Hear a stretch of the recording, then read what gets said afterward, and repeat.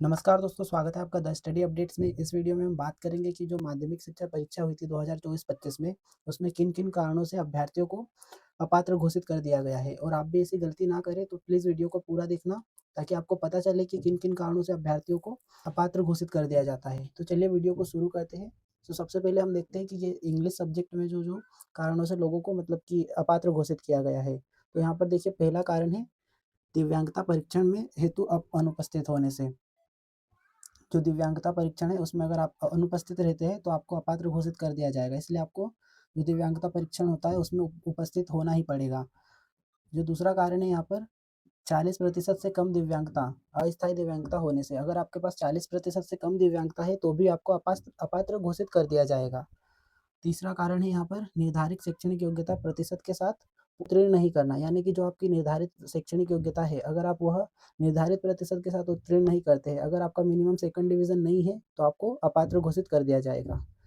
तीसरा कारण है मतलब चौथा कारण है यहाँ पर देख लीजिए कि स्नातक में अंग्रेजी मुख्य विषय नहीं होने से। देखिए, ये कारण बहुत ज़्यादा स्टूडेंट्स के साथ मतलब कि इस कारण से बहुत ज़्यादा स्टूडेंट्स को अपात्र घोषित कर दिया जाता है। तो आपको इस बात का ध्यान रखना होगा कि जो अगर आपका स्नातक में अंग्रेजी विषय मुख्य नहीं है, तो आपको इसके लिए फॉर्म नहीं भरना है। जैसे कि अगर आपका बीए इंग्लिश लिटरेचर नहीं है, अगर आप उसकी जगह कोई दूसरा सब्जेक्ट कर लेते हैं, जैसे कि बीए के साथ में कोई और सब्जेक्ट आपका रहता है अंग्रेजी मुख्य विषय में ना होने से, तो फिर आप इसके लिए पात्र नहीं होंगे। अगर आप जैसे मान लीजिए कि आपका जो फाउंडेशन सब्जेक्ट है इंग्लिश तीनों सालों तक, तो वो मान्य नहीं होगा। आपका जो अंग्रेजी है वो मुख्य विषय के रूप में तीनों साल तक होना चाहिए आपके, जो भी आपका ग्रेजुएशन में सब्जेक्ट है उसमें। अब अगला कारण देख लेते हैं यहाँ पर, निर्धारित प्रशिक्षण, व्यावसायिक योग्यता धारित नहीं करना एवं मूल दस्तावेज प्रस्तुत नहीं कर पाना। मतलब कि अगर आपका जो योग्यता है, अगर आप वो धारित नहीं करते हैं उस समय तक और आप उनके दस्तावेज प्रस्तुत नहीं कर पाएँगे, तो आपको अपात्र घोषित कर दिया जाएगा। फिर अगला कारण देख लेते हैं, मध्य प्रदेश के सक्षम अधिकारी द्वारा जाति प्रमाण पत्र प्रस्तुत नहीं करना। राजस्थान का जाति प्रमाण पत्र होने से एवं अनारक्षित प्रवर्ग हेतु निर्धारित पात्रता नहीं होने से। देखिए, जैसे कि अगर आपके पास मध्य प्रदेश का जाति प्रमाण पत्र नहीं है और अगर आप मतलब कि किसी एससी, एसटी, ओबीसी कैटेगरी से फॉर्म भर देते हैं और आप जाति प्रमाण पत्र राजस्थान का मतलब दिखाते हैं, तो आपको इसके लिए पात्र नहीं माना जाएगा, क्योंकि किसी भी अन्य राज्य का कोई अगर अभ्यर्थी मध्य प्रदेश में फॉर्म भरेगा, तो उसे अनारक्षित वर्ग के लिए ही पात्र माना जाएगा। और अगर आप अनारक्षित वर्ग के जो कट ऑफ को क्लियर नहीं कर पाते हैं, तो फिर आपको अपात्र घोषित कर दिया जाएगा। बढ़ते हैं अगले कारण की ओर, स्नातक में अंग्रेजी विषय मुख्य नहीं होने से। ये वही कारण आ गया कि अगर आपका अंग्रेजी विषय मुख्य विषय के रूप में नहीं है स्नातक में, तो आपको इसके लिए मान्य नहीं किया जाएगा।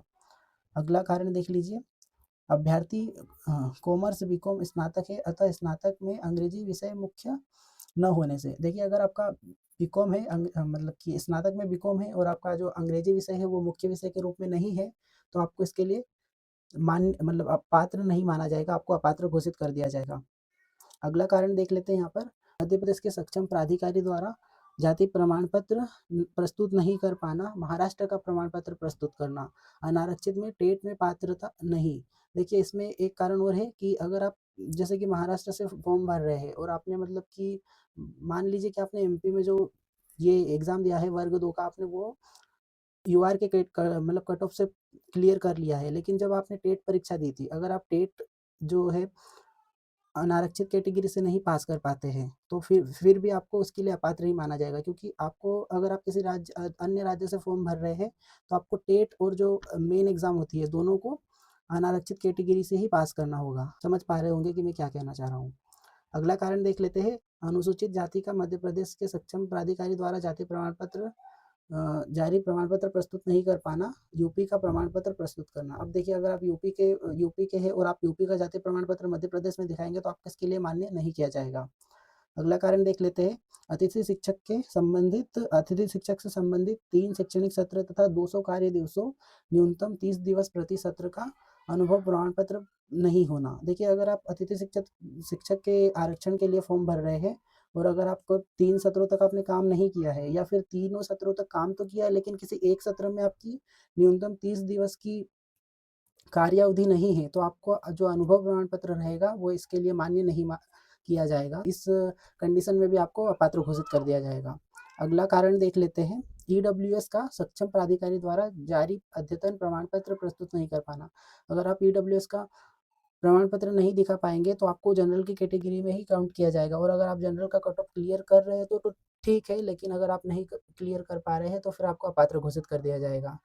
स्नातक उपाधि पूर्ण नहीं होना, अगर आप फॉर्म भर देते हैं पर आपकी स्नातक उपाधि कंप्लीट नहीं है तो फिर आपको अपात्र कर दिया जाएगा जब आपका डॉक्यूमेंट वेरिफिकेशन होगा। अगला कारण है सत्यापन के समय स्नातक अंतिम वर्ष की मूल अंक सूची प्रस्तुत नहीं करना। जब आपका जो वेरिफिकेशन होता है तब अगर आप अपनी जो अंतिम वर्ष की मूल अंक सूची है वो प्रस्तुत नहीं कर पाते हैं तो इस कंडीशन में भी आपको अपात्र घोषित कर दिया जाएगा। अतिथि शिक्षक प्रवर्ग हेतु अमान्य प्राथमिक शिक्षक के रूप में पदस्थ होने से, देखिए अगर आप प्राथमिक शिक्षक के रूप में पहले से ही पदस्थ है और आप अगर अतिथि शिक्षक का अगर आप आरक्षण लेना चाहते हैं तो वो आपको नहीं मिलेगा, क्योंकि आप पहले से ही प्राथमिक शिक्षक के रूप में पदस्थ हैं। अगला कारण देख लेते हैं, आवेदक द्वारा अतिथि शिक्षक कार्य करते हुए उसी शैक्षणिक सत्र में नियमित छात्र के रूप में अन्य स्थान से उपाधि अर्जित की है। मतलब अगर आप अतिथि शिक्षक के रूप में कार्य भोपाल में कर रहे हैं और आप अगर इंदौर से जो नियमित छात्र के रूप में कोई सी भी डिग्री या कोई सा भी सर्टिफिकेट लेते हैं तो वो मान्य नहीं किया जाएगा। आपको जो दोनों चीज़ें हैं, मतलब आपका अतिथि शिक्षक का जो कार्य का प्रमाण पत्र और आपकी जो डिग्री है दोनों एक ही स्थान से की होनी चाहिए और उनके बीच में दूरी अधिक नहीं होना चाहिए। अगला कारण है यहाँ पे यूजीसी से मान्यता प्राप्त विश्वविद्यालय से उपाधि नहीं प्राप्त करना। अगर आप यूजीसी से मान्यता प्राप्त किसी विश्वविद्यालय से उपाधि नहीं प्राप्त करते हैं तो आपकी जो डिग्री रहेगी उसे मान्य नहीं किया जाएगा, उसे अमान्य घोषित कर दिया जाएगा। स्नातक में अंग्रेजी विषय मुख्य नहीं होने से, ये वही कारण आ गया कि अगर आपका अंग्रेजी विषय मतलब मेन सब्जेक्ट नहीं है स्नातक में तो आपको अपात्र घोषित कर दिया जाएगा। बढ़ते हैं अगले कारण की ओर, स्नातक के तीनों वर्षों में अंग्रेजी का मुख्य विषय के रूप में अध्ययन ना करने के कारण। देखिए मैंने पहले भी बताया था कि अगर आप तीनों वर्षों तक अंग्रेजी का मुख्य विषय के रूप में अगर अध्ययन नहीं करते हैं आपके ग्रेजुएशन में तो आपको अपात्र घोषित कर दिया जाएगा। आपको जो इंग्लिश सब्जेक्ट है उसे तीनों वर्षों तक अध्ययन करना होगा आपके स्नातक में। अगला कारण है मध्य प्रदेश के सक्षम प्राधिकारी द्वारा जारी जाति प्रमाण पत्र प्रस्तुत नहीं कर पाना। वही कि आपका जो जाति प्रमाण पत्र है, अगर आप मध्य प्रदेश के लिए फॉर्म भर रहे हैं किसी कैटेगरी से तो आपको मध्य प्रदेश का ही दिखाना होगा। अगर आप महाराष्ट्र, राजस्थान, गुजरात किसी भी अदर स्टेट का दिखाएंगे, यूपी का, तो वो मान्य नहीं होगा। और अगर इस ऐसी कंडीशन में अगर आप अनारक्षित का कट ऑफ क्लियर करते हैं तो आपको मान्य कर दिया जाएगा, लेकिन उसमें भी आपको कंडीशन है कि आपको दोनों एग्जाम्स में अनारक्षित का जो कट ऑफ है उसे क्लियर करना होगा। अगर आप मतलब टेट परीक्षा में करते हैं लेकिन इसमें नहीं कर पाते हैं मेन एग्जाम में तो भी आपको अमान्य घोषित कर दिया जाएगा। अगर आप टेट में नहीं कर पाते और इसमें कर लेते तो भी आपको अमान्य घोषित कर दिया जाएगा। अगला कारण है अंग्रेजी विषय में स्नातक उपाधि अपूर्ण। अगर आपका जैसे कि ग्रेजुएशन में इंग्लिश तो है पर अगर आपने तीनों साल मतलब कंप्लीट नहीं किया है, अगर सेकंड ईयर में ही फॉर्म भर दिया है और अगर आपका जो थर्ड ईयर है वो कंप्लीट नहीं हुआ है, उससे पहले आपको डॉक्यूमेंट वेरिफिकेशन के लिए बुला लिया जाता है तो भी आपको अपात्र घोषित कर दिया जाएगा।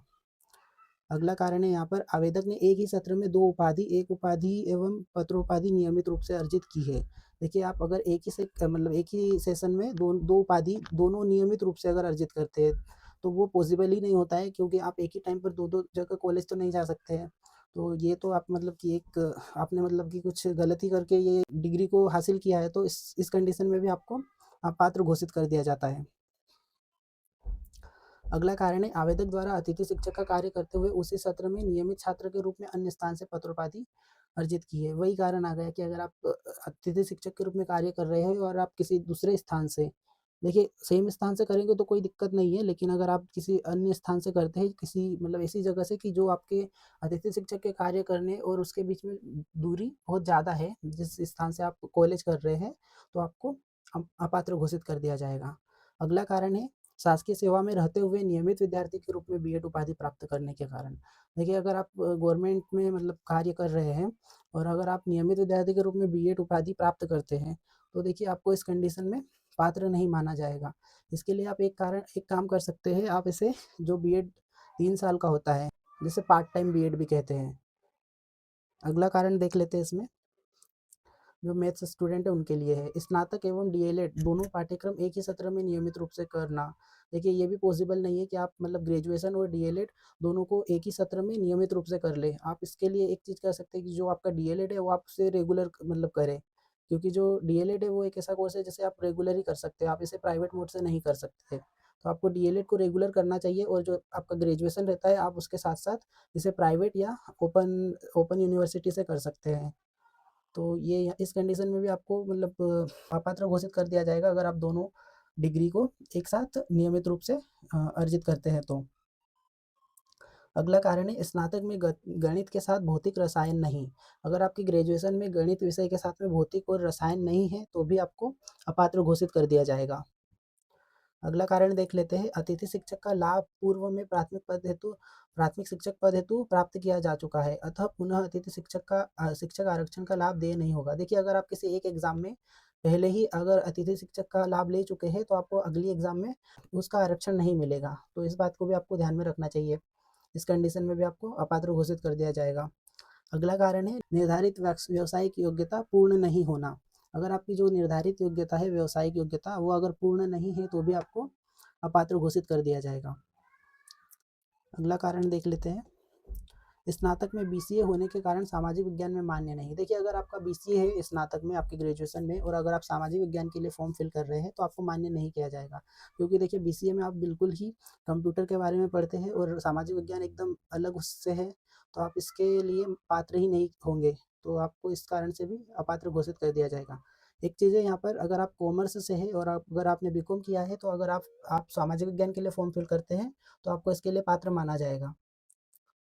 बोनस अंक में से संबंधित एनसीसी का सी सर्टिफिकेट नहीं होने से, देखिए अगर आप एनसीसी का सी सर्टिफिकेट प्रस्तुत करते हैं तो आपको कुछ बोनस अंक मिलते हैं, लेकिन अगर आपने जो फॉर्म में बोनस अंक मतलब फॉर्म में बोनस अंक पर टिक किया है एनसीसी सी सर्टिफिकेट पे और अगर आप उसे नहीं दिखा पाते हैं वेरिफिकेशन के टाइम, तो आपको फिर उसके लिए भी अमान्य कर दिया जाएगा, अपात्र कर दिया जाएगा। तो ये सब कारण थे जिनके कारण से अभ्यर्थियों को अपात्र घोषित कर दिया जाता है। तो आप इस बात का ध्यान रखिए कि इनमें से आप किसी भी कैटेगरी में नहीं आ रहे हो, और अगर आप आ रहे हो तो मैंने जो आपको मतलब इनके समाधान बताए हैं उन्हें आप थोड़ा मतलब उन पर ध्यान करें, विचार करें, तो आप आराम से इसके लिए पात्र हो जाएँगे। तो मिलते हैं किसी नए वीडियो में, तब तक के लिए बाय बाय। धन्यवाद।